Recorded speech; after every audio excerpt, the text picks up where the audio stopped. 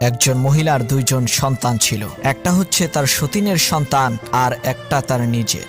সেই মহিলা সবসময় তার সতীনের সন্তানকে কোলে করে রাখত, কখনোই কোল থেকে নামাতো না, এমনকি কোলে নিয়েই সংসারের সমস্ত কাজকর্ম করত।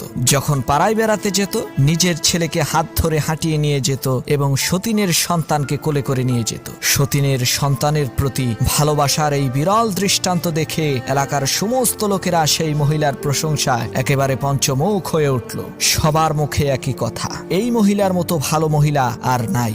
একদিন পাড়ার এক মেয়ে লোক এসে বলল, বুবুজান, নিজের ছেলেকে এরকম অবহেলা করে সতীনের ছেলেকে এত আদর করা ঠিক হবে না, এতে আপনার নিজেরই ক্ষতি। তখন সেই মহিলাটি বলে উঠল, শোনেন বুবু, আমার ছেলেকে আমি অবহেলা করি না, এটা লোকদের বোঝার ভুল। তাকে আমি হাঁটিয়ে নিয়ে বেড়াই যাতে তার পা শক্ত হয়, আর সতীনের ছেলেকে সবসময় কোলে করে রাখি যাতে সে কোনোদিন হাঁটতে না শিখে। কোলে থাকতে থাকতে সে যাতে অচল আর পঙ্গু হয়ে